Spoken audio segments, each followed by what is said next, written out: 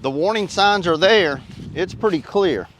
But if you don't know what to look for, you will miss it every time. Not sure if you can hear that noise in the background, but that's all part of it. What I'm about to share with you will have a huge impact on whether or not you buy that land or not buy that land. I promise you, it's going to save you a whole lot of time, stress, and money. So grab a pen and a piece of paper. You're going to want to write this down.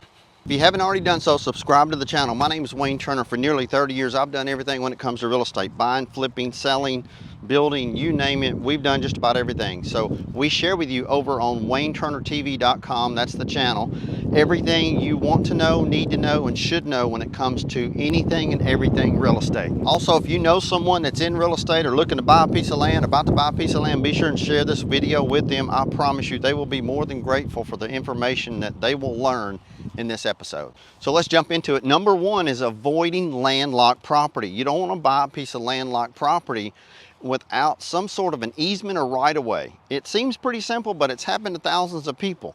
You want to make sure that you have access to that land. When they call it landlocked, that means that you don't have any way of entering or getting on your property without trespassing or getting someone else's permission to cross upon their property to get to your property. And look, just a warning, you don't always want to go off the survey that the person selling you the property is giving you. You want to check and double check. You can do that by simply contacting a closing real estate attorney, title company, or most importantly, go to your county or parish Registered of Deeds office. It's a recorded survey. So if that property has been surveyed, there's a recording of that you can actually go and get a copy. And at that point, you can look and see whether or not you can cross onto that property, you have an easement, you have a right-of-way, or is it landlocked?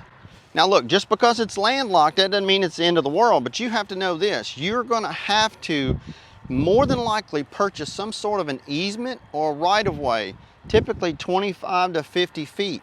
And you have to buy that and pay for that at market value of a neighboring property and hope that they'll sell you a portion or a sliver, a slice, if you will, of their land so you can access your land. But before you do that, you need to check with the parish, the county, the city, and find out what is the minimum building restrictions for road frontage. For example, if you've got a 3 to 5 acre tract of land that's kind of landlocked back there, and you've got a neighbor that says, yeah, I'll give you 10 feet for a driveway. Well, if they give you 10 feet for the driveway, but the city or the county or the parish won't allow you to build a structure back there without at least 50 feet of road frontage, you're kind of hung out. So always check with the deeds office, find out whether or not you can be permitted to build a house with a minimum of 10 feet, 25 feet, 100 feet, whatever it may be.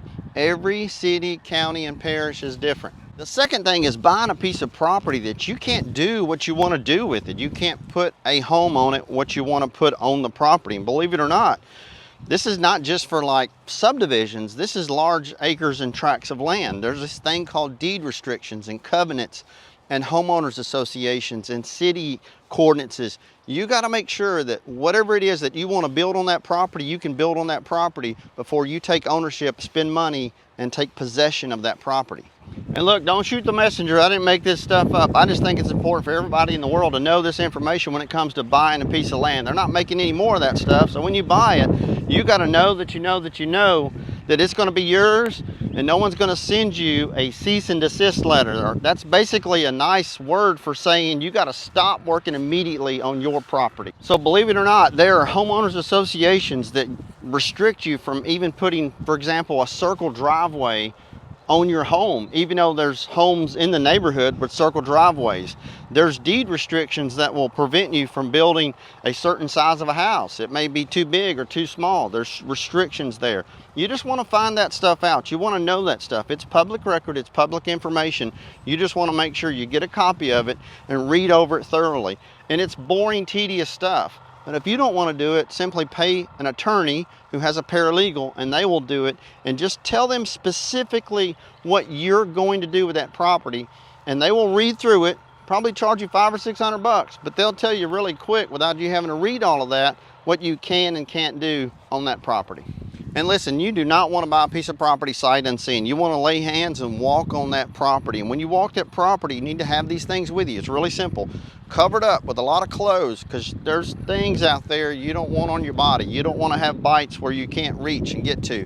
You also want to have a good deep bug spray. Bug spray is going to keep the bugs off of you. So you're covered up good, you got a good bug spray. You're also going to want to need some protection. Believe it or not, there's snakes, there's feral hogs, there's coyotes, there's bears, there's animals living in these woods. So don't go trekking off the woods with at least some sort of pepper spray or something for your own personal protection. Now, number 4 seems simple. However, it's much more complex than just actually knowing it. And what I'm talking about is flood zone. You need to know what flood zone the property is, how much land is in the flood zone, what specific zone that property is in, what is the elevation to that property. You see, they have A, B, C, and X flood zones, and variation of A. And A being that the highest risk of flooding will happen to that property. And as you go down to B and C and X, the risk gets lower. And look, that's another reason why I say you always want to get a copy of the survey, get a copy of a recent survey from the owner of the property that's selling you the land. And you also want to get your own survey if it's not a recent updated survey. That survey is going to tell you the flood elevation of the property. It will also tell you what flood zone that property is actually in. Then you'll know from there where you can and can't build your property, or should or shouldn't build your property. Now, don't get me wrong, you can build it right here on the water. It's absolutely beautiful. But oftentimes in these flood zones, you are going to be required to carry flood insurance if you get a mortgage. And that can be extremely expensive.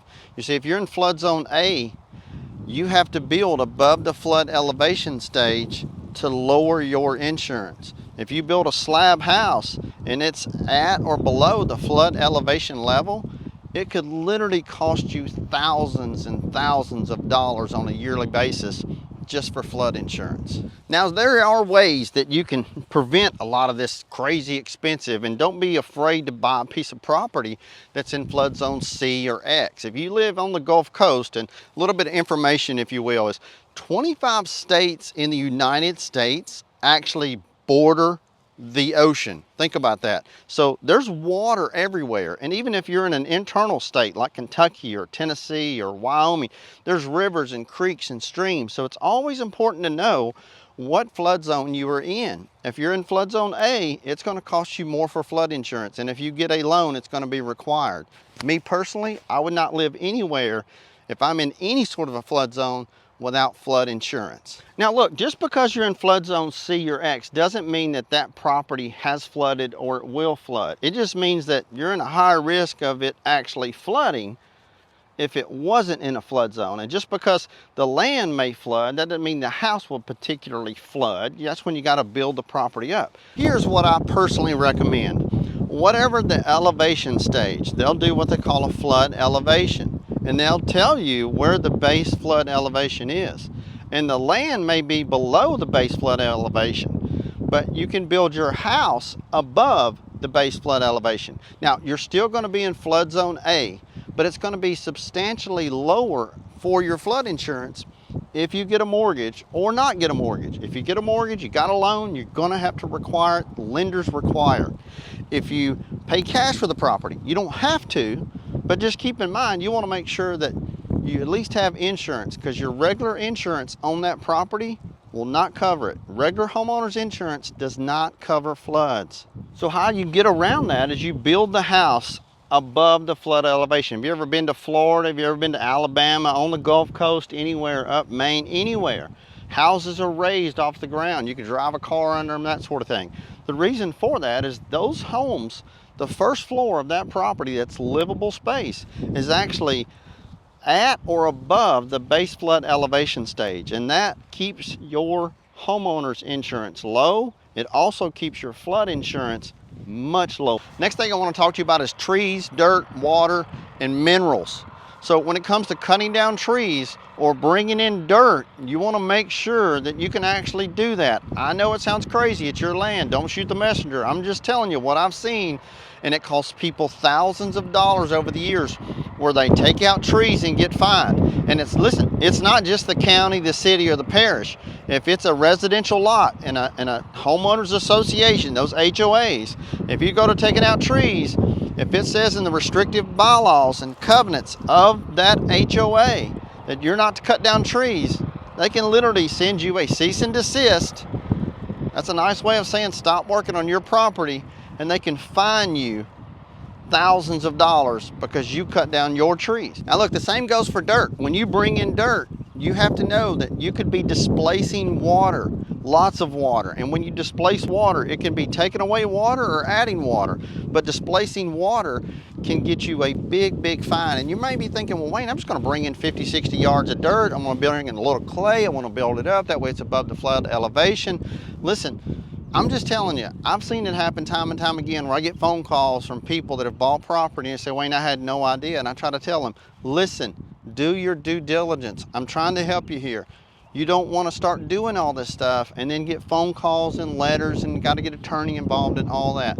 You just need to know up front what you can and can't do with your property. Once again, I get it. It's your land. Don't shoot the messenger. But there's laws and rules, and it is what it is. Now, I also mentioned water and minerals. You want to make sure that you have the water rights to the property, that you can, in fact, dig a well. You can, in fact, have water on your property. And most importantly, no one else can encroach upon your property after you've taken ownership of it and start tapping in the land and digging for water. You want to make sure that once you close on that property, those water rights, everything is yours and yours only. The same goes for mineral rights. Mineral rights, and yes, crude oil is a mineral. So you want to make sure that it says in the contract that the mineral rights are to be transferred to you. You want to make sure that the current owner does not retain those mineral rights. The last thing you want to do is a year or two down the road, you get a letter that says we're going to start digging on the property on March 31st. And you're like, digging what? My property, my land? Yeah, because you bought the property and you didn't get the mineral rights. You let the seller keep their mineral rights. And all of a sudden they get a call from somebody that says, hey, could we drill on that land? And said, yeah, as a matter of fact, you sure can. Linda and Jerry, they own it, but hey, I still got the mineral rights. You don't want that to happen. You always need to know what's going in around you, what's happening to the neighboring property, who owns the neighboring property. You can do that by going to your county and parish register of deeds office. They'll show you basically who owns the neighboring property. Because the last thing you want to do is buy a piece of property only to be close to a food processing plant. The last thing you want to do is to finalize a contract on a piece of property on a Saturday or Sunday and say, hey, I'm going to buy it cash as is, no questions asked. Here's a $5,000 deposit. It's a nice piece of land, but you bought it on a Saturday or Sunday. But 300 yards that way is a food processing plant, and you have to smell food Monday through Friday, where they literally have a big manufacturing plant where they cook, box, freeze, and produce food. And look, these are just real stories. Another one is, what about that landfill? You had no idea. So you got to just find this stuff out. You can do so by going to Google Earth and looking at the map and looking down on the potential property that you're about to take ownership of. And most importantly, walk the land, but ask the neighbors. Just simply talk to the neighbors and ask the neighbors, hey, what do you like about the property? Would you purchase here again? What's important to you about this land in this area? Why do you think the people are selling the property that currently own the land? They'll answer those questions for you, and you can find out a whole lot of information before you take possession of that property and spend a whole lot of money.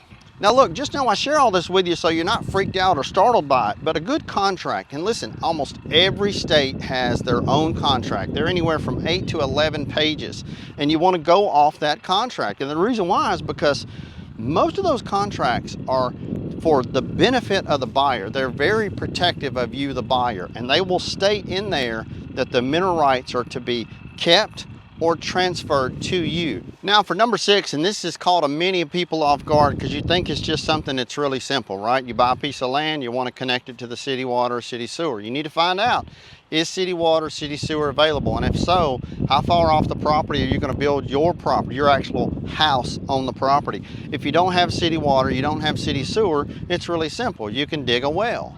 you can put in the septic system. Unfortunately though, some land won't perk. There's a percolation test that has to be done. The county has to come out and do a percolation test, and that percolation test will tell them and tell you how fast water absorbs into that land. If it will not absorb fast enough, they will not permit you to put a septic system on the property. How you do this is pretty simple. You just go to your environmental office in your county or parish and tell them that you need a septic permit. They will come out to the property, they will do a perk test, and they will tell you whether or not you are permitted to put a septic system on the property. But there's more to it. There's more to it. So they're going to ask you, how many bedrooms does the home have that you're going to place on the property, whether you're going to do a single wide or double wide, whether or not you're going to be building a large stick-built house. They're going to ask you bedrooms. They're not going to ask you bathrooms. They do not go off of bathrooms. They go off of bedrooms. And if you're going to build just a 3-bedroom house, you want to tell them 4 or 5 bedrooms. And here's the reason why. If they come out and approve it for a 3-bedroom and it won't approve or it doesn't approve for a 4-bedroom, then you build a house with this extra room, then you go to sell it into the future, and that extra room could be a 4th bedroom, and a real estate broker says, yeah, that could be a 4th bedroom. That helps for resale. That helps your property value. That helps the speed in which your property sells. The faster you sell it, the more money you make, right? But if it's only permitted for a 3-bedroom home, not a 4, you're in a world of hurt, because then you're going to have to jump through a whole lot of hoops. You're talking about replacing septic systems and everything else to get a special system because you're only approved for a 3-bedroom.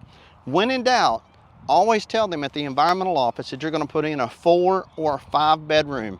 You can't go wrong. And listen, be completely honest with them on this. 4 or 5 bedrooms.